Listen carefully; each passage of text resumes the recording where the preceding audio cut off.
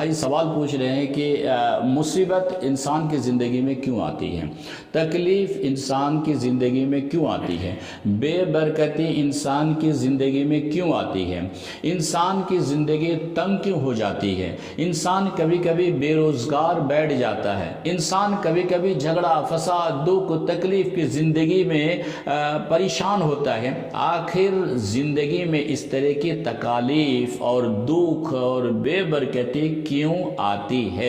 بھائی ایک سوال ہے، بہت اچھا سوال ہے۔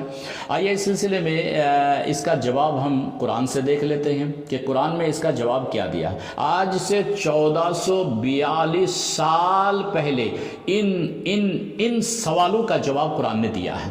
ایک سورہ شورى آیت نمبر 30 اور نمبر 2 سورہ روم آیت نمبر 41۔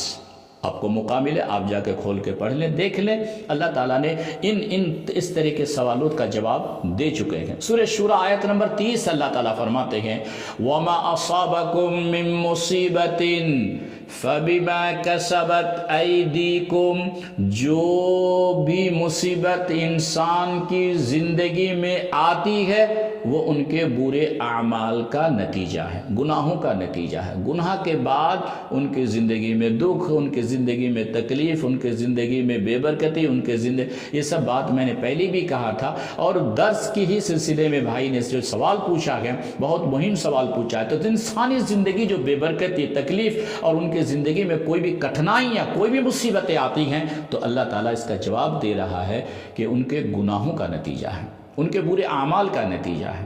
ٹھیک اسی طرح سورہ روم میں بھی اللہ تعالیٰ کے 41 نمبر آیت میں فرماتے ہیں ظہر الفساد فی البر والبحر بما کسبت ایدی الناس، دنیا میں جتنی برائیاں ہیں، زمین آسمان کہ آسمان کے نیچے زمین میں فساد فساد فساد، آج چاروں طرف فتنہ و فساد جو برپا ہو رہا ہے، کبھی مسلمانوں پر، کبھی یہاں کے مسلمان، کبھی وہاں کے مسلمان، کبھی انڈیا کے مسلمان، کبھی پاکستان کے مسلمان، لگ بھگ پوری دنیا کے مسلمان آج پریشان ہیں، اور اس کا سبب یہ ہے کہ ان کے گناہوں کا نتیجہ ہے۔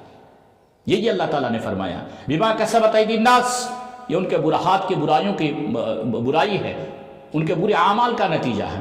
تو آپ اور ہم اگر چاہتے ہیں کہ ہمیں اچھی زندگی ملے، خوشگوار زندگی ملے، سکون والی زندگی ملے، تو آپ اور ہمیں برائی چھوڑنا پڑے گا، اللہ کے نافرمانی کو چھوڑنا پڑے گا، تبھی ہماری زندگی خوشحالی زندگی ممکن ہے۔ بہت اہم سوال بھائی نے پوچھا، اور اس سوال کے ذریعے سے میں نے آپ تک یہ قرآن کی یہ آیت میں نے آپ کے سامنے رکھا کہ جو بھی مصیبت آتی ہے انسانی زندگی میں، ان کے دکھ تکلیف بے برکتی جھگڑا فساد کیس مقدمہ اور مسلمانوں کے حقوق نہیں ملتے ہیں، یہ ہمارے گناہوں کا نتیجہ ہے۔ ہم نے نماز چھوڑی ہے، ہم نے روزہ چھوڑا ہے، ہم نے جھوٹ کو اپنایا ہے، ہمارے شادی بیاہ کھانا پینا اٹھنا بیٹھنا چلنا پھرنا لباس آج اسلامی طریقے پر نہیں ہے۔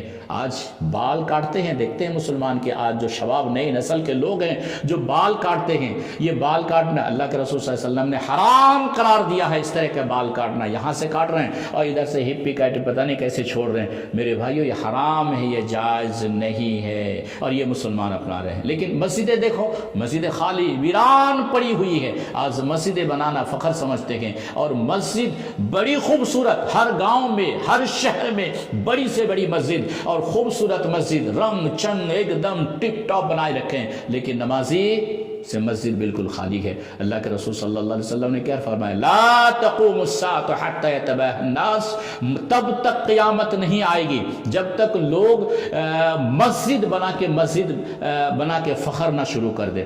آج مسجدیں بڑی بڑی مسجدیں، عالیشان مسجدیں، دو منزلہ 3 منزلہ، لیکن نمازی صرف جمعہ کے دن 2 رکعت کے لیے، باقی مسجدیں خالی پڑی ہوئی ہے۔ رب کی رحمتیں کہاں سے آئے گی؟ جتنی بھی مصیبت آج مسلمانوں پر ہے ان کے برے اعمال کا نتیجہ ہے۔ یہ میں نہیں کہہ رہا ہوں، یہ رب کا کلام کہہ رہا ہے، اور اللہ تعالیٰ سے دعا ہے کہ اللہ تعالیٰ ہمیں حق کہنے اور حق سننے کی توفیق عطا فرمائیں، گناہ چھوڑنے کی اللہ تعالیٰ توفیق عطا فرمائیں، اور ہم اپنے گناہوں سے توبہ کریں اور رب کی طرف رجوع ہو جائیں، نہیں تو ہماری زندگی میں دکھ تکلیف آتے رہے گی۔ اور اس سلسلے میں انشاءاللہ بإذن اللہ اگلے جو ہم درس آپ کے سامنے رکھیں گے सामने महीना है, महीना के मुनासबत से शाबान का महीना आ रहा है। शाबान में जो खुराफात, जो बिदात, जो हलवा पूरी और जो इन के सिलसिले में मनगढ़ंत बातें जो आप सुनते हैं, देखते हैं, तो इस सिलसिले में हदीस व कुरान की रोशनी में शाबान की फजीलत या शाबान में सही क्या है, गलत क्या है, इस सिलसिले में इंशाअल्लाह अगला दर्स हम आपके सामने रखेंगे।